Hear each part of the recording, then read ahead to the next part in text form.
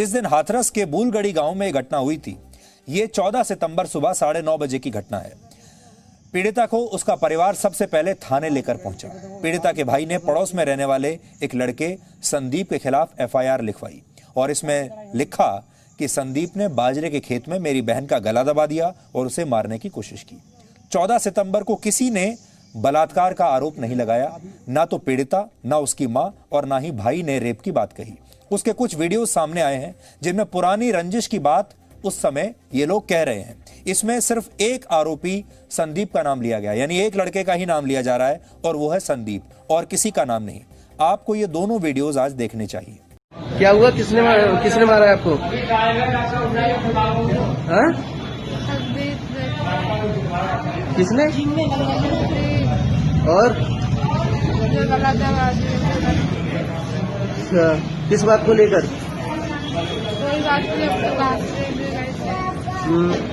फिर अब मैं ले रही थी तो ले गया मुझे और गला दबा दिया। जबरदस्ती करने की कोशिश मैंने मना कर सोच के गला दबा दिया। क्या कोई रंजिश चल रही है? क्या नाम है तुम्हारा? कौन सा काम है? तो क्या मामला था? ये लड़की आपकी बेस बढ़िया अब ऐसे गांव में है कि तू में तो होती रहती है। बान ऐसा खुश लगा रही है कि घास भुगा से लोड़िया का के तब खेचे लगो बाजारा में। और मैं संग न होती तो ये दूसरी बात है। मैं घर पे जरा थी सब मैं करी है खेतों में देख। ये गला किसने दबाया? गुड्डू के छोरा ने। क्या नाम है उसका? संदीप। अब आपको उसी दिन 14 सितंबर का ही एक और वीडियो दिखाते हैं। यह वीडियो अस्पताल का है। यहां यह ध्यान देने वाली बात है कि पीड़िता का परिवार उसे लेकर पहले अस्पताल नहीं आया, बल्कि पहले थाने लेकर गया। अब थाने में दिया गया पीड़िता की मां का यह बयान सुनिए। क्या हुआ? किस बात को लेकर उनको मारा है? घास लेने गए थे यहाँ अच्छा। तो मैं मारपीट है गई और मैं थोड़ी दूर थी तो बाने पीछे थे आके झट बाल खींचे लगो कोरे पे बिल्कुल बाजरा। मुझे मालूम नहीं पड़ी इसकी टाटी एकदम कसी गई, आवाज ही नहीं निकल क्या। किन किन लोगों ने मारा था? खाली एक ही लड़का था। अच्छा, क्या नाम है उसका? संदीप। बाप का नाम है गुड्डू। क्या कोई रंजिश चल रही है? हाँ, रंजिश चल रही है। क्या रंजिश थी? पहले की हमारे ससुर की चांद फाते ही दनाती थी। अच्छा, उन्हीं लोगों ने? हाँ, उन्हीं लोगों ने। कितने साल पहले? कम तक है गई 15-16 साल है। अच्छा। यानी थाने के बाद अस्पताल में भी बलात्कार की बात नहीं हो रही है और मां का कहना है कि पड़ोसी के लड़के ने उनकी बेटी का गला दबाया। मैं अपने साथ 14 सितंबर को ही दर्ज हुई पहली एफआईआर की कॉपी भी आज लेकर आया हूं और यह एफआईआर पीड़िता के भाई ने दर्ज करवाई थी और इसमें लिखा है कि मेरी बहन और मेरी मम्मी घास लेने के लिए गए थे। मैं घास डालने घर गया था और मेरी मम्मी कुछ दूरी पर घास काट रही थी। मेरी बहन थोड़ी दूर पर बाजरे के खेत में से संदीप ने जान से मारने की नियत से मेरी बहन का गला दबा दिया तथा मारने की पूरी कोशिश की। मेरी बहन चिल्लाई तो मेरी मां ने आवाज दी और कि मैं आ रही हूं और संदीप आवाज सुनकर वहां से भाग गया। यह घटना सुबह 9:30 बजे की है। मेरी रिपोर्ट लिखकर कार्रवाई की जाए। और फिर उन्होंने आगे अपनी जाति बताई है कि मेरी जाति ये है और आगे फिर सारी बातें लिखी हुई है। लेकिन घटना के 8 दिन के बाद पीड़िता ने नया बयान दर्ज करवाया जिसमें उसने गैंगरेप का आरोप लगाया। अब संदीप के अलावा 3 और लड़कों को भी आरोपी बना दिया गया और इनके नाम है लवकुश, रवि और रामू और ये तीनों भी उसी गांव के लड़के हैं। कब? एक बार और रेप करने की कोशिश की थी पहले?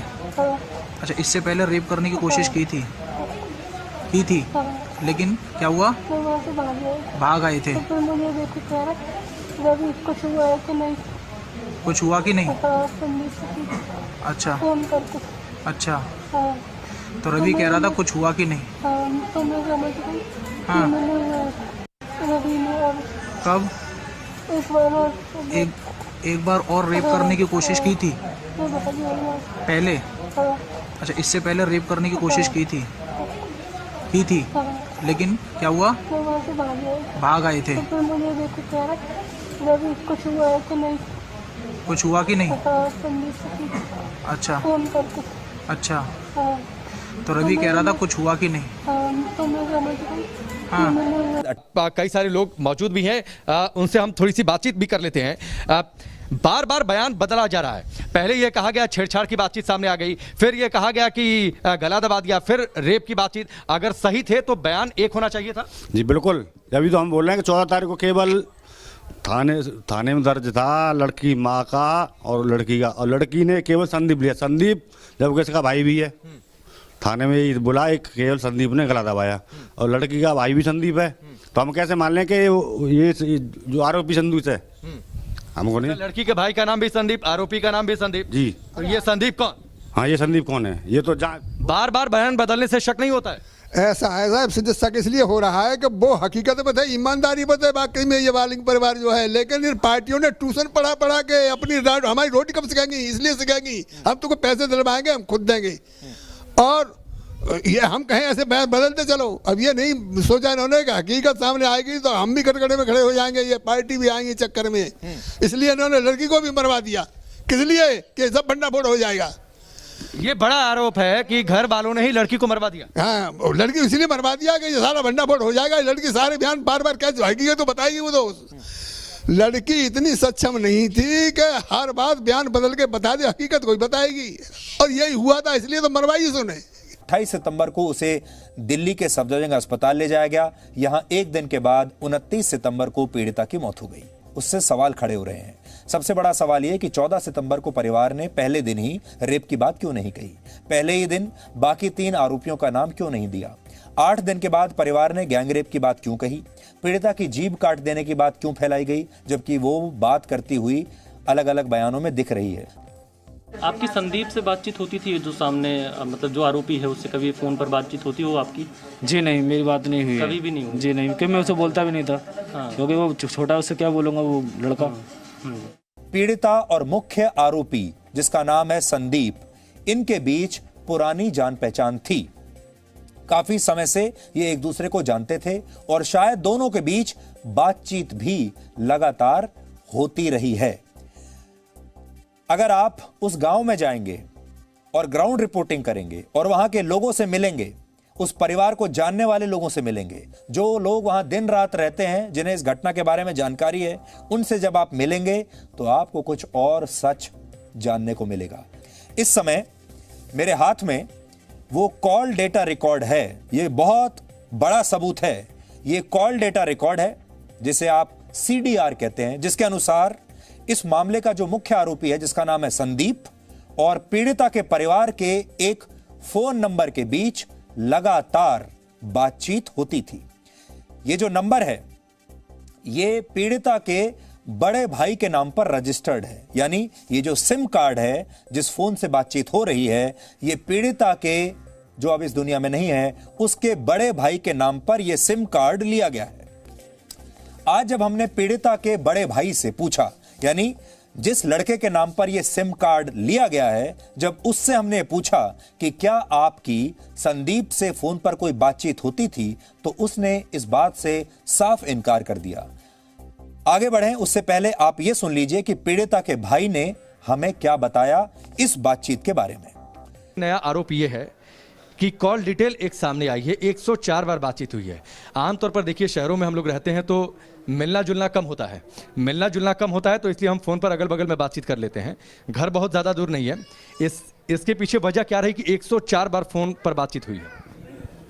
हमारी कोई फ़ोन से बात ना भी, ये तो एक साजिश को मतलब मोड़ दिया जा रहा है।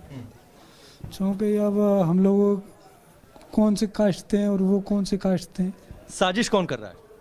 वही लोग कर रहे हैं अपने बचाव के लिए। नहीं, लेकिन जो फिर कॉल डिटेल आई, जो डॉक्यूमेंट्री, अगर मान लीजिए एविडेंस है, ये डॉक्यूमेंट में है कॉल डिटेल निकालने के बाद कि 104 बार फ़ोन पर बातचीत हुई है, तो आखिरकार फ़ोन हुआ होगा, फ़ोन किया गया होगा, तभी तो डॉक्यूमेंट में ये दर्ज होता है, तभी तो कॉल डिटेल में जानकारी आती है। हमारी कोई नज़र से कोई अलग है। संपर्क ही नहीं है तो फ़ोन करने का हमारा मतलब ही क्या है, और क्यों करेंगे हमारे पास जब उनसे संपर्क ही नहीं है कुछ। नहीं, मेरा ये कहना है कि फोन तो आप ही लोगों के घर में रहता होगा ना? फोन पापा के पास रहता है। हाँ। एक ही फोन है, कीपैड, वो भी। बहन तो फोन भी चलाना नहीं जानती, जब पढ़ी लिखी नहीं है, फोन कहाँ से जाएगी, चलाना जानेगी। तो कोई तो फोन किया होगा ना। अगर मान लीजिए 60 बार 40 बार फोन करने की बातचीत सामने आ रही है कि फोन किया गया है, 50-60 बार फोन किया गया है, 50-60 बार फोन उधर से आया है, तो फोन किया गया होगा ना। नहीं देखिए, इस चीज़ के बारे में हमें नहीं पता क्योंकि हम उन लोगों से संपर्क में नहीं है। संपर्क की बातचीत मैं नहीं कह रहा हूँ, मैं सिर्फ ये कह रहा हूँ फोन किया गया कि नहीं किया गया। नहीं किया गया, फोन वोन तो कोई किया ही गया नहीं, हमारे सामने ऐसा कुछ नहीं हुआ। नहीं, आपके सामने पीठ पीछे किया गया? कुछ नहीं हुआ। जब पापा के पास फोन रहता तो पीठ पीछे क्या, सामने क्या करेगी वो। कोई बातचीत नहीं हुई है पीछे। कॉल डिटेल पर परिवार का गोलमोल जवाब है। कॉल डिटेल पर परिवार कहता है कि देखिए बात ही नहीं होती थी, और अगर बात होती थी, जो मां है पीड़िता की, उन्होंने यही कहा कि मेरी बेटी अपने पिता के फोन से बात करती थी। किससे बात करती थी? इसके बाद हमने हाथरस के भूलगढ़ी गांव के कुछ लोगों से बात की। इन लोगों ने भी यह माना कि आरोपी और पीड़िता के बीच संबंध थे और वो दोनों एक दूसरे से बातचीत किया करते थे। ये गांव के लोगों का कहना है और सबूत के तौर पर हमारे पास ये है। का मामला प्रेम प्रसंग का चल रहा था। कब से? करीब हो गए 1.5 साल के करीब। क्या हुआ? आमने सामने इनके मकान है, तो ये तो यूं ही जाने पर था इनका प्रेम संबंध था, पर लेकिन कहा सुनी इतनी हुई कि तू अपने को लड़की रो, बांध के अपनी लड़की तू रो। दोनों ने ही एक दूसरे को समझाया बुझाया, पर लेकिन वो माने न माने इस बात को मुझे पता नहीं है। मैंने प्रेम संबंध में मतलब ज़्यादातर ये नहीं देखा जी दोनों एक जगह देखे, मैंने ये नहीं देखा, सुनाया था प्रेम संबंध की बात। अब हम आपको इस केस में आरोपी बनाए गए एक और लड़के, जिसका नाम है लवकुश नाम के इस लड़के की मां का एक बयान सुनवाना चाहते हैं। इनका कहना है कि जब लड़की घायल खेतों में पड़ी हुई थी तो उन्होंने अपने बेटे को पीड़िता को पानी पिलाने के लिए भेजा था, लेकिन बाद में उसे भी गैंग रेप का आरोपी बनाकर गिरफ्तार कर लिया गया। अब जो तीसरा आरोपी है, तीसरे आरोपी जिसका नाम है रामू, उसकी मां ने बताया कि उनका बेटा 14 सितंबर को सुबह 7:30 बजे ही घर से निकल गया था और वो पास के एक डेयरी प्लांट में नौकरी करता था। अब आपको आरोपी रामू की मां का यह बयान सुनना चाहिए। हाथरस में पीड़िता के गांव में मौजूद हैं और यहां पर रामू की मां, जो कि एक आरोपी बनाया गया है, इस वक्त जेल में हैं, वो यहां पर मौजूद हैं। हम उनसे पूछते हैं, आपके बेटे के ऊपर आरोप लगा है। आरोप झूठा इल्जाम लगाया है, जब यहाँ तू ही ना है वो प्लांट पे। कहाँ पर थे रामू? चंदपा के जोरे मसगूदन वो डेरी है, वो है चिल्लर, ता पे काम करते है और 7 बजे जाते चलो वो है। और कितने बजे वापस आए? वापस तो 12-1 बजे आवत है, 12 बज जाए और 12:30 बज जाए, 1 बज जाए। जैसे काम के ऊपर है, मैं गाड़ी ज्यादा दूध आ जाता तो लेट हो गया जाता है। तो ये आरोप क्यों लगा आपके बेटे पर? अब जाने क्यों लगाए हो, दुश्मनी तो लगाए हो, जाने काय तो लगाए हो, कैसे लगाए हो, और जाए तो हम बता ना सकते क्यों लगाए हो, जी तो वो ही जाने। क्या हुआ था उस दिन 14 सितंबर को? आप लोग कहाँ पर थे? हमें कोई पता नहीं, हमें तो घर है ये सब, हमें तो घर है ये सब, और हमें ना मालूम का खान भाव है, कोई ना हल्ला गुल्ला कुछ ना है, सुनो उन्हें करो वानी हल्ला गुल्ला। और हाथरस मामले का एक और आरोपी रामू को लेकर उसकी मां ने यह दावा किया कि वारदात वाले दिन वो गांव में नहीं था बल्कि डेयरी पर काम करने गया था। ऐसे में सच्चाई जानने के लिए जी न्यूज उस डेयरी के पास गया। जी हां, जी न्यूज की टीम उस डेयरी तक पहुंच गई जहां रामू काम करता था। जी न्यूज ने डेयरी के मालिक से बात की तो उसने ये बड़ा खुलासा किया। उसने ये बताया कि वारदात वाले दिन रामू काम पर आया था। हम इस वक्त हाथरस में मौजूद हैं और यहाँ पर डेयरी प्लांट के मालिक हमारे साथ हैं। उनसे हम जानेंगे, क्योंकि एक आरोपी रामू को लेकर ये दावा किया जा रहा है कि वो 14 सितंबर को डेयरी प्लांट में काम कर रहा था। क्या सच्चाई है? भाई साहब आप बताइए, 14 सितंबर को रामू कहाँ पर था? क्या आपकी फैक्ट्री में काम कर रहा था? क्या सच्चाई? हाँ, रामू 14 तारीख को हमारी डेयरी पर कैन को खिला रहा था हमारे कांटे में, और रामू बहुत सीधा लड़का है, कानों से भी ऊंचा सुनता है। 14 तारीख को वो हमारे ही यहाँ था। 8 बजे से 11:30-12 बजे तक उसकी सुबह की शिफ्ट है, शाम को भी 8 से 11:30-12 बजे तक की उसकी शिफ्ट है। वो हमारे यहाँ दिहाड़ी मजदूर था, जिसको 2-2.5-3 महीने हुए थे। स्वभाव से बहुत अच्छा था। 14 सितंबर को उसको कितने लोगों ने यहाँ पर देखा होगा? क्या करता था वो यहाँ पर आप कह रहे हैं 8 से 11:30 12 बजे तक था, तो उस दिन पूरा घटनाक्रम कैसे यहाँ पर था डेयरी पर जब रामू यहाँ मौजूद था, आप दावा कर रहे हैं? हाँ, वहाँ यहाँ तो हमारे यहाँ गाड़ियों से दूध आता है, कैनों को दूध हमारे कांटे में पलटता है, तो यहाँ गाड़ी वालों ने, जो हमारे यहाँ और स्टाफ काम करता है, उन्होंने सबों ने रामू को देखा। ये रजिस्टर आप देख लीजिए, इसके बारे में हम आपको समझाएंगे, इसको समझिए। हमने ग्राफिक्स के जरिए आपके लिए आसानी हो समझने में इसे तैयार कर लिया है, लेकिन हमें तो सबूत चाहिए था, क्योंकि जब रामू की मां ये कहती है कि वो डेयरी गया था, तो जी न्यूज उस डेयरी तक पहुंचा। ऐसे में डेयरी का जो अटेंडेंस रजिस्टर था वो जी न्यूज के हाथ लगा, और उसी दिन का ये पूरा अटेंडेंस है। अब इसको आप समझिएगा। आप देखिए तारीख क्या इसमें लिखी हुई है। इसमें तारीख लिखी है 14 सितंबर, और जहां रामू का नाम है, यानी 14 तारीख वारदात का दिन, जिस दिन ये वारदात हुई, रामू का नाम आप देखिए 6ठे नंबर पर है। जितने भी लोग डेयरी में काम करते हैं उसमें से एक रामू भी है, 6ठे नंबर पर है। और आगे जब जाते हैं 14 तारीख में तो पी लिखा है, पी यानी प्रेजेंट। इसका मतलब वो डेयरी पर था, वो अपना काम करने के लिए रोज की तरह घर से निकला था और डेयरी में काम कर रहा था, क्योंकि मां के अलावा डेयरी का मालिक ये कहता है कि भाई 14 तारीख को तो रामू आया था, 14 सितंबर को रामू डेयरी में मौजूद था। उसका सच ये आपके सामने है, क्योंकि 22 सितंबर को ही हाथरस मामले में दूसरी एफआईआर दर्ज की गई थी। अब आप इसे ऐसे समझिए, जिसमें रामू को आरोपी बनाया गया था। 22 सितंबर के बाद रजिस्टर में रामू के नाम के सामने अंग्रेजी में लेफ्ट लिखा है। लेफ्ट का मतलब आधा दिन, और यानी उसकी गिरफ्तारी के बाद डेयरी ने मान लिया कि अब वो काम करने नहीं आएगा। आप ये देख रहे हैं, अब ये दूसरा पन्ना है, ये 22 तारीख का पन्ना है, जिसमें रामू की जो अटेंडेंस है वो प्रेजेंट है, और उसके बाद नीचे हाफ लिखा है, यानी 2 लिखा है। इसका मतलब होता है, जब अटेंडेंस लगती है ऐसे रजिस्टर में, तो इसका मतलब होता है हाफ डे, यानी वो गया था लेकिन फिर वो वहां से आ गया, क्योंकि उसी दिन इस मामले में दूसरी एफआईआर दर्ज हुई थी। ये बहुत बड़ा खुलासा। और विशाल पांडे जो इस वक्त मौजूद है हाथरस में, उनका हम रुख करेंगे। विशाल, ये जो अटेंडेंस रजिस्टर है, इससे ये बहुत बड़ा खुलासा है, और कहीं ना कहीं ये साफ हो रहा है कि रामू डेयरी पर था 14 तारीख को।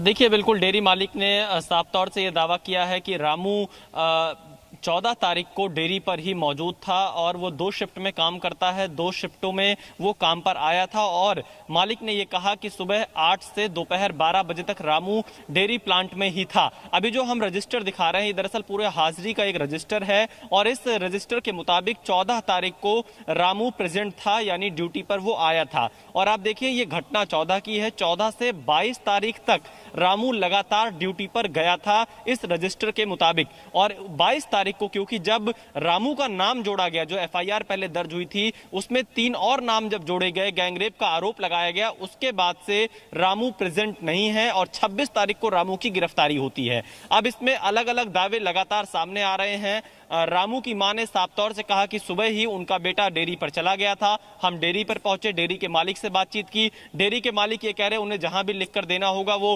तैयार है, क्योंकि उन्होंने अपनी आंखों से देखा है। रामू से उनकी बातचीत हुई थी 14 सितंबर को, और रामू डेयरी प्लांट में ही मौजूद था, अपना काम कर रहा था। हमारी टीम ने आरोपी लवकुश की मां से बात की, जिसमें उन्होंने एक सवाल उठाया और पूछा कि जब मां साथ में चारा काट रही थी तो फिर उन्होंने शोर क्यों नहीं मचाया। क्या पूरा घटनाक्रम है, क्या हुआ था, बताइए। हमको तो मालूम नहीं थी, हम तो अपने खेत में चारा काट रहे थे। जब हमने सुनी, जब हल्ला मचा, गांव से हमने जाते देखे, तो हम वहाँ पे पहुँचे थे। वहाँ पे पहुँचे थे तो उसकी बेटी भरा में पड़ी थी, और उसकी माँ चारा काट रही थी। उसकी माँ चारा काट रही थी, उसका भाई गए तो तीनों साथ में ही थे। फिर उसका भाई चारा गठरी लेके घर को आ गया। बाकी बाद में देखा है हमने, तो उसकी माँ चारा काट रही है और बेटी भरा में पड़ी है। भरा में पड़ी है तो हम सब लोग भागे, तब हम भी भागे वहाँ से। हम भी भागे, हमने बोला, मैंने कि बेटा कहाँ हैगा, कि पता नहीं है कहाँ हैगा, मुँह में खून चल रहा। तो वो चिल्ला रही थी, नाम ले लेके के एक संदीप मार गया, कि वो मार गया, इसके पे। वो हमने तो अपने बेटे से इतना किया था, मैंने बेटा जिस तड़प रही है कोई पानी ले आओ, तो किसी ने नहीं सुना। तो मैंने अपने बेटा से बोली, मैं बेटा तू बाहर जा, कहीं सड़क पे पॉलिथीन हो कुछ, तो पानी लेके भरा से आ जा, तू इसे दे दे। तो मेरा बेटा भागा है साइकिल लेके, उसने पॉलिथीन में पानी लाया, उसने उसकी माँ के हाथ में दिया है कि लो भाभी इसे पानी पिला दो। और हमको कोई मालूम नहीं है कि बाद में क्या हुआ है। हमको और नहीं मालूम है, बस इतना ही हमने घटना देखी है कि किसी की माँ होगी कि किसी की बेटी और या बेटा की एक उंगली भी कट जाएगी तो हल्ला करेगी, फिफियाएगी, वो काम छोड़ देगी, उसका खून बंद करने के लिए कोशिश करेगी। वो क्यों नहीं कर रही थी कोशिश, वो चारा क्यों काट रही थी, उसका भाई पे 2 बार खबर आ गई, उसका भाई घर से क्यों नहीं किया। भूलगढ़ी गांव में रहने वाले ओंकार सिंह ने घटना का प्रत्यक्षदर्शी होने का दावा किया है। ये उसी गांव में रहते हैं ओंकार सिंह, और ये दावा कर रहे हैं कि ये प्रत्यक्षदर्शी हैं, और उन्होंने ये बताया हमें कि 14 सितंबर को उस दिन क्या हुआ था गांव में। आप भी सुनिए। 14 सितंबर को क्या हुआ, आपने क्या देखा, क्या सच्चाई है? मैं अपने गाँव से जा रहा था अपने खेत के लिए, और संदीप अपने पापा के साथ गाय को पानी पिला रहा था, और फिर मैं आगे बढ़ा तो मैंने देखा कि वहाँ कराने की आवाज़ खेत में आई थी, जिस खेत में ये घटना हुई थी। तो मैं अपने खेत में गया बाई तरफ, तो ये संदीप और संदीप की माँ ने वो पास में खड़े थे, लड़की पड़ी हुई थी समझे, और कह रहा था कि संदीप को नाम लेना और किसी का नाम मत लेना होता। तो बस ये फिर मैं अपने छुपे रिश्तों में अपने ही मैंने कि ये षड्यंत्र ऐसा है, कोई षड्यंत्र अच्छा है, शायद मुझे भी नहीं फंसा दे, बताऊँ मैं अभी आवाज़ दे दूँ तो मुझे भी नहीं फंसा दे, इसीलिए मैं अपने वहाँ से सीधे छिपे हुए रिश्ते में सड़क पे आ गया। हाथरस के गिद्ध जब सच्चाई को सामने देखकर भाग गए तो अब वहाँ की हकीकत देश के सामने आ रही है। इन्हें धमकी मिल रही है कि रिपब्लिक भारत से बात ही मत करो ताकि सच सामने ना आए। भैया क्या परेशानी है? नहीं ठीक है, क्या परेशानी है तेरे को? क्या बड़े फैन हो तो हाथरस को जलाओगे आप? तुम जलाना चाहते हो, तुम पॉपुलर होना चाहते हो। अच्छा, हम जलाना चाहते हैं। वो तो हम तो संतुष्ट हैं गांधीवादी विचारधारा से। आप कॉल करके धमकी क्यों दे रहे हो? आप कॉल क्यों कर रहे हैं? भी नहीं सकता। अगर परेशानी है तो पुलिस है, प्रशासन है, उनके पास जाइए ना। किसी शख्स को कॉल कर करके क्यों परेशान करना, क्यों धमकी देना? भाई साहब, एक तरफा रिपोर्टिंग करने वालों का पर्दाफाश हो गया और षड्यंत्रकारी पत्रकारिता पर न्याय की लड़ाई भारी पड़ गई। देखिए, एक तरफ बाहर किस तरह से यहाँ पर जो लोग हैं वो मौजूद हैं, इनके घर के परिवार वाले मौजूद हैं, वो निगरानी कर रहे हैं कि अगर कहीं भीम आर्मी के लोग छिपे हुए हैं तो वो ये लोग जा करके उनको पकड़ ले और इसके बाद पुलिस को दे दे। तो महिलाएं कैसे भगवान की शरण ले रही है? भीम आर्मी के लोग घरों में घुसे रहे, घर में घुसे बैठे हैं, बाजरन में दुखाए बैठे हैं वे लोग। और इस सब के पीछे उस षड्यंत्र से भी पर्दा हट गया जो शाहीन बाग और मेरठ में दंगे के बाद हाथरस पहुंचा। की वीडियोग्राफी करवा ली गई है और जो भी इसमें संलिप्त पाए जाते हैं सभी के खिलाफ कार्रवाई होगी। पुलिस प्रशासन पूरी तरह तैयार है, इंटेलिजेंस हमारा पूरी तरह एक्टिव है और इसी तरह की कोई बात नहीं है। अगर किसी तरह भीड़ इकट्ठा होगी या कोई कानून अपने हाथ में लेने का प्रयास करेगा तो पुलिस प्रशासन उसके साथ जो भी नियमानुसार कार्रवाई बनती है तत्काल प्रभाव से करेगी। देश आज समझ गया कि हाथरस तो सिर्फ बहाना था, मकसद दंगा भड़काना था जिसमें दंगाइयों की साजिश का पर्दा बने कुछ दलाल मीडिया वाले, दंगाइयों को मंच देने वाला मीडिया। और मेरे पास आज तक के रिपोर्टर ने खबर भेजी है कि आर भारत की रिपोर्टिंग मत करो, आर भारत से बात ही मत करो, हम बात करेंगे। अब हमने अब तक झूठी वो हुई है। ये देखिए इल्जाम हम पर लग रहा है और दद्दू ये कह रहे हैं कि अभी जो इनसे बातचीत हुई है इनसे कहा गया है, इनके बात मत करो, आज के बाद हम सही रिपोर्ट करेंगे। अच्छा, आज तक ने कहा आज के बाद, और मेरी बात सुन लो। तो ये आपको भड़का रहे हैं, ये यहाँ पर आके आपको भड़का रहे हैं, धोखा दे रहे हैं हमको। आपको धोखा दे रहे हैं, भड़काएंगे क्या हमको? हम पढ़े लिखे आदमी हैं। आखिर कैसे जो लड़ाई इंसाफ के लिए शुरू हुई थी वो एक ही रात में दंगे वाली वेबसाइट में बदल गई? आखिर कैसे दिल्ली दंगों के मसीहा पीएफआई और एसटीपीआई के लोग हाथरस पहुंचने लगे? इसका मतलब हाथरस की आड़ में कुछ लोग दंगे की दास्तान लिख रहे थे।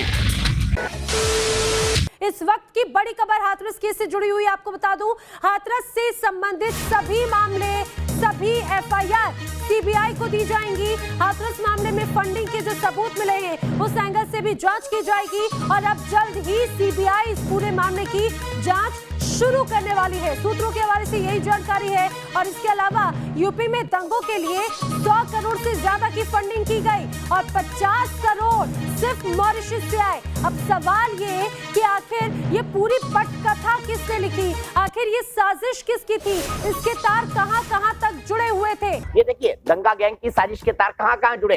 हाथरस के बाद दिल्ली में प्रदर्शन होते हैं, उसके बाद कोलकाता में प्रदर्शन होते हैं, अहमदाबाद के अंदर प्रदर्शन होते हैं, उसके बाद ये इंटरनेशनल हो जाता है। हाथरस के नाम पर कैसे प्रदर्शन, बयानबाजी, पोस्टरबाजी, सोशल मीडिया का जहर फैलाकर साजिश को अंजाम दिया जाना था, इसका खुलासा हमने देश के नंबर 1 डिबेट शो देश की बहस में पहले ही कर दिया था। पीआर एजेंसी हायर करके जानबूझकर आप ये फैला रहे हैं। और अब पीएफआई के 4 सदस्यों की मथुरा से हुई गिरफ्तारी ने साबित कर दिया कि हाथरस को हथियार बनाकर दंगा भड़काने की साजिश रचने का खेल खेला जा रहा था। धार्मिक उन्माद फैला करके साजिशन दंगा कराने, अशांति का माहौल जो है कायम करने का कुत्सित प्रयास ये लोग कर रहे हैं, जिसके तहत आज वो 4 गिरफ्तारियां मथुरा में हुई हैं। अतीक उर रहमान, सिद्दीकी, मसूद खान और आलम से पूछताछ के बाद पीएफआई यानी पॉपुलर फ्रंट ऑफ इंडिया से इनके संबंधों का खुलासा हुआ। पकड़े गए ये चारों संदिग्ध दिल्ली से हाथरस की तरफ जा रहे थे। हिंदुओं को हिंदुओं से लड़ाने के लिए एक जातिगत दंगा कराने का प्रयास था। ये नाकाम किया है। हमारी सुरक्षा एजेंसियों ने इसका खुलासा किया है। कांग्रेस के बड़े नेता राहुल गांधी के सीधे हाथ इस नेता ने क्या कुछ है जो हमारे कैमरा पे नहीं कहा, जो हमारे पत्रकार अमित चौधरी से बात करते हुए नहीं कहा कि क्या क्या कहा। इस राहुल गांधी के खास नेता, प्रियंका गांधी के करीबी नेता और सोनिया गांधी के बहुत ज्यादा ट्रस्टवर्दी जिसे कहते हैं भरोसेमंद इस कांग्रेसी नेता ने क्या कहा, आइए देखते हैं हाथरस का असली सच।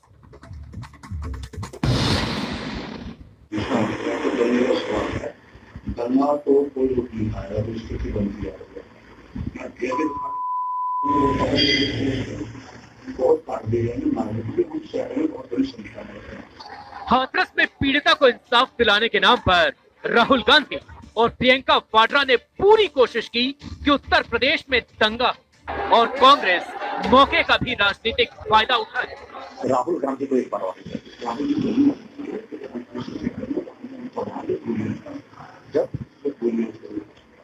ये कबूलनामा जिसने किया है वो उत्तर प्रदेश में राहुल गांधी का दाहिना हाथ माना जाता है। नाम है शिवराज जीवन वाल्मीकि, कांग्रेस का पूर्व राष्ट्रीय सचिव और कांग्रेस का कद्दावर नेता, जिसने हाथरस में दंगे फैलाने का पूरा प्लान तैयार किया था। ऐसी खूनी साजिश थी, इरादे इतने खतरनाक थे कि आप सुनकर सिहर उठेंगे कि कैसे वाड्रा कांग्रेस हाथरस में दंगों की तैयारी कर रही है और इसकी सारी जिम्मेदारी इसके सिर पर है। इसने कांग्रेस के ऑपरेशन दंगा पर बेहद चौंकाने वाले खुलासे किए। दंगा तो कोई रुक नहीं पाएगा, तो स्थिति बनती है। क्योंकि अब ये वाल्मीकि समाजी मार सकते हैं, हम लोगों को आप गाँव में मार सकते हैं, क्योंकि 2 मकान है, 4 मकान है, वहाँ लगा सकते हो, गाँव में काम करते हैं, पीएससी भी खुल सकती है, सब ले सकती है। क्लियर तो दिखा देती है,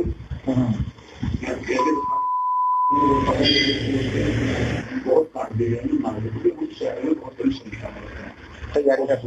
तैयारी पूरी है पूरी जबरदस्त है और उसके लिए हम पूरी तरीके से राहुल गांधी के दाहिने हाथ माने जाने वाले शिवराज जीवन वाल्मीकि ने बताया कि कैसे पीड़ित परिवार पर दबाव बनाया जा रहा है और हाथरस में जाति के नाम पर माहौल बिगाड़ने की कोशिश हो रही है। आज आप खुद देखिए इस पूरी साजिश के पक्के सबूत और सबसे बड़ा कबूलनामा। ये जो केस है तो दब गया था, ठीक है। मैं इसमें 4 दिन बाद प्रयास करता हूँ, तभी सोशल मीडिया पर धन्यवाद देता हूँ। तो चैनलों में छुटला हुआ गया, ऐसा हो रहा है, इसमें हमारे खास सिंबल नहीं थे। वो परिवार बिल्कुल हताश हो चुका है। अगर पार्टी देख रहा है तो इस प्रदेश के ऐसा कोई बर्दाश्त नहीं कर सकता। मैं ओपन रूप में जाति की आग भड़काने के बाद ये शख्स हाथरस में तनाव बढ़ाने के लिए खुद मैदान में उतर गया। इन तस्वीरों को देखिए, 7 दिन पहले की है। पीड़िता के मृत शरीर का आधी रात में दाह संस्कार किया गया था। तब काफी संख्या में लोग जुटे थे। पूरे इलाके में तनाव था। कई जगहों से तोड़फोड़ की खबरें आई थी। इस कांग्रेस नेता ने माना कि आग उसी के द्वारा लगाई गई है।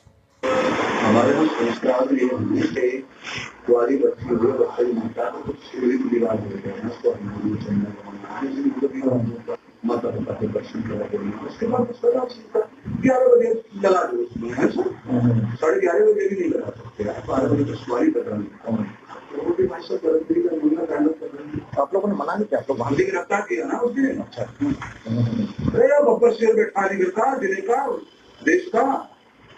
मुझे उसने मैं 29 तारीख को जब जा रहा था, 29 को शाम पता चला तो 51 लोगों को लेकर हमने धरना दिया, बहुत लोग कर गए थे, तोड़ भी की अच्छा रंगे के अंदर। तो उसके बाद हमको रात को टेलीफोन आया दिल्ली से, दिल्ली में जितने लोग बैठे थे ना वो सब हमारे तो साथी हैं, मैं राष्ट्रीय सचिव रहा हूँ ना, दिल्ली में बहुत टैंकर पकड़े ना, तो जितने भी क्रांतिकारी लोगों से हमसे संबंध है। खासतौर से अगर हम पीड़ित परिवार की बात करें तो नार्को टेस्ट या फिर सीबीआई की जांच से परिवार सीधे सीधे इनकार कर रहा है। आखिर क्यों इनकार कर रहा है ये पूरा परिवार, जरा जानने की कोशिश कीजिए। नैना, मैं हाथरस के पीड़ित के भाई के साथ इस वक्त मौजूद है। भैया, हम चाहेंगे कि आप हमसे थोड़ा बात यहाँ पर करें। लाइव इस वक्त हम जा रहे हैं, मतलब इस वक्त पूरे देश की जनता आपको देख रही है। देखिए, हम भी चाहते हैं इंसाफ मिले, अगर मामले में पूरी तरह सच्चाई है तो पूरा देश आपके साथ है। लेकिन अभी SIT की टीम आई थी आपके पास, तमाम सवाल यहाँ पर पूछे गए। हम चाहेंगे कि आप बताएं वो कौन से सवाल थे जिनका सामना आज आपके परिवार को करना पड़ा। सवाल तो ये पूछे थे कि कोई दिक्कत तो परेशानी हो तो बताना हमें, और पूछ रहे थे कि जो बयान दिए थे उसकी रिसिप्ट देने आए थे वो। अच्छा, जिस तरह से योगी सरकार इस पूरे मामले पर गंभीरता दिखा रही है, आप उससे संतुष्ट हैं? देखिए, संतुष्ट तो जब होंगे जब बहन को न्याय मिलेगा, संतुष्ट तो जब ही होंगे। और ये फालतूपने के आरोप लगाए जा रहे हैं वो आरोपियों की तरफ से, ये थोड़ा सा गलत है, क्योंकि देखिए हमारी बहन के साथ इतना बड़ा अत्याचार हुआ है और हमें लग रहा है कि हमें चारों तरफ से ये लोग फंसाने की कोशिश कर रहे हैं, इतना अत्याचार करने के बावजूद। अच्छा, योगी सरकार की तरफ से एक हलफनामा सुप्रीम कोर्ट में दाखिल किया गया है जिसमें यह कहा गया है कि रात में आपकी बहन का शव इसलिए जलाया गया क्योंकि माहौल ना बिगड़े, क्योंकि इस तरह की खबरें थी कि माहौल बिगाड़ा जा सकता है, और वो परिवार की मंजूरी के बाद ही हुआ। अगर मंजूरी की होता तो परिवार वाला क्या जाते नहीं वहाँ पे? ये ऐसा कुछ नहीं है मैम, ये हमारी आपके परिवार की मंजूरी नहीं थी? मंजूरी नहीं थी, अगर मंजूरी होती तो परिवार वाले जाते नहीं क्या? बहन किसी को सबीना, नार्को टेस्ट के लिए क्या परिवार तैयार है? क्या सीबीआई जांच के लिए तैयार है आप? क्योंकि अब तो सीबीआई जांच नार्को टेस्ट के लिए बार बार कहा जा रहा है कि अगर नार्को टेस्ट होगा तो हकीकत सामने आ जाएगी, तो उस नार्को टेस्ट को लेकर क्यों परिवार मना कर रहा है? परिवार मना नहीं कर रहा है नार्को टेस्ट के लिए। जब कहीं पीड़ित परिवार के साथ हुआ आज तक तो हम करवाने के लिए राजी हैं। और कहने का मतलब है कि जो आरोपी हैं उनका होना चाहिए नार्को टेस्ट। उनका तो होगा ही होगा, लेकिन क्या आपका परिवार तैयार है नार्को टेस्ट अगर होता है? क्योंकि पूरा देश इस वक्त आपको सुन रहा है, आप तैयार हैं या नहीं? नहीं, देखिए, अगर पीड़ित परिवार के साथ आज तक हुआ हो तो हम राजी हैं करवाने के लिए। देखिए, हर मामला अलग होता है भाई साहब, हर मामले की अपनी एक अलग तय होती है। इस मामले को लेकर के आप नहीं चाहते, हकीकत है तो नार्को टेस्ट हो जाए, जब सच है तो फिर किस बात की झिझक? नहीं, देखिए, जो पीड़ित परिवार के साथ हुआ हो तो हम राजी हैं, और नहीं तो नहीं राजी। मतलब आप कह रहे हैं कि अगर किसी पीड़ित परिवार के साथ में हुआ हो तब आप राजी हैं, वरना नहीं। अच्छा, जो प्रलोभन की एक बात सामने आ रही है कि प्रलोभन दिया गया परिवार को बड़ी रकम का, उसे लेकर आप क्या कहेंगे? बड़ी रकम का कौन सा? ये जो प्रलोभन की बातें आ रही हैं, जो तमाम तरह के आरोप लग रहे हैं, ये पता नहीं, मेरे को इस चीज़ की जानकारी नहीं है। क्या क्या ये आरोप लगाए जा रहे हैं, सारे कुछ बचने का प्रयास किया जा रहा है। अच्छा, जो जान पहचान पहले बताई जा रही है आरोपी की थी, उस पहचान को लेकर आप क्या कहेंगे? क्या पहले आप लोग दोस्त थे, उसके बाद ये तमाम चीज़ें आई, फिर दुश्मनी आई? देखिए, हम दोस्त वगैरह ऐसा कुछ नहीं है, और हम लोग थोड़ा मतलब रहते गाँव में हैं, भले संपर्क ज़्यादा किसी से रखते नहीं, अपने काम से काम रखते हैं। और आप चाहते हैं कि सुप्रीम कोर्ट के अंडर में सीबीआई जांच हो, योगी सरकार जो चाहती है, क्या आप उनकी इस मांग के साथ हैं?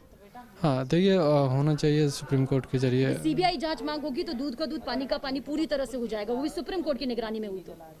नहीं, दूध का दूध पानी का पानी तो सुप्रीम कोर्ट के जरिए भी हो सकता है, और हमारी तो यही है कि अगर उनके जरिए हो रहा है सुप्रीम कोर्ट के तो ठीक है।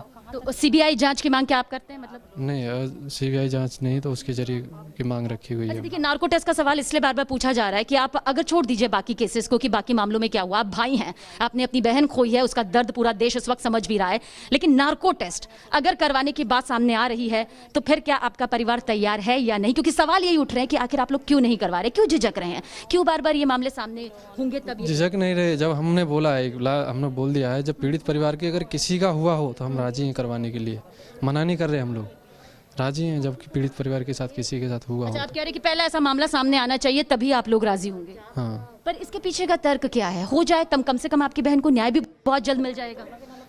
नहीं, अगर हुआ होगा तो करवा दीजिए, अगर पीड़ित परिवार के अगर साथ हुआ है तो।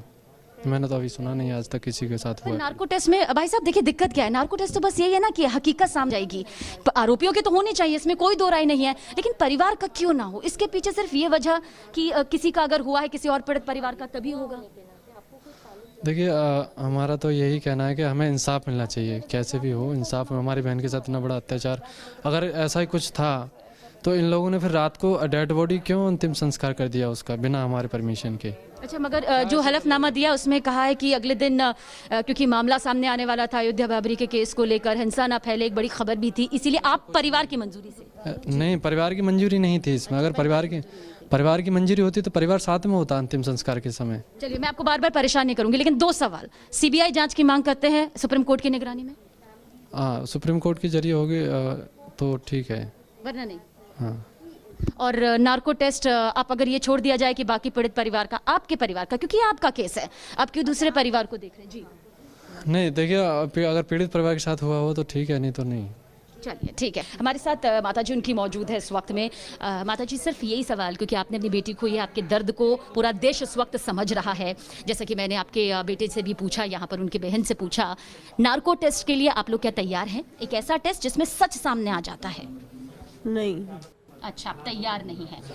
अच्छा, नार्को टेस्ट में क्या दिक्कत आ रही है? जैसे कि आपके बेटे कह रहे हैं कि भाई कोई और पीड़ित केस होगा तब तो हम नार्को टेस्ट करवाने के लिए तैयार है, लेकिन इसमें दिक्कत क्या है? सच सामने आ जाएगा। होना करवा रही ऐसा सर मैं आपके चैनल के माध्यम से बताना चाहूँगा, ये बेहतर जो है बेचारे सीधे पढ़े लिखे नहीं है, ज़्यादा काबिल भी नहीं है, इनको इनको ट्यूशन पढ़ाया गया है।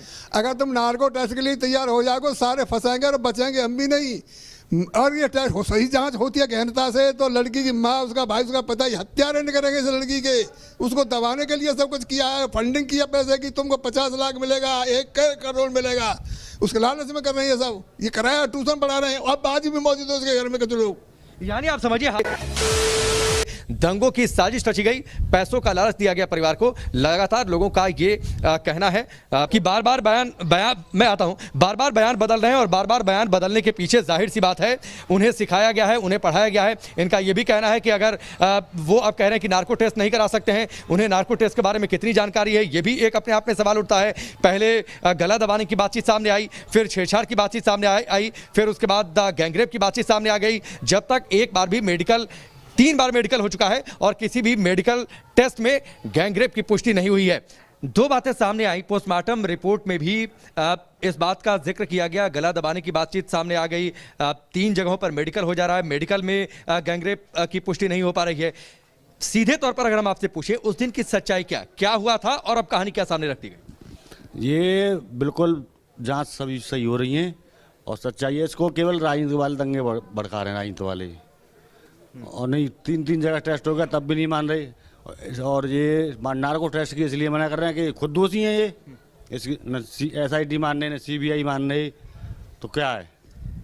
आरोपी लगातार ये कह रहे हैं कि वो किसी भी तरीके की जांच से गुजरने के लिए तैयार हैं, किसी भी तरीके की जांच हो जाए, सच्चाई उनके साथ है, वो चाहते हैं कि सच सामने आ जाए।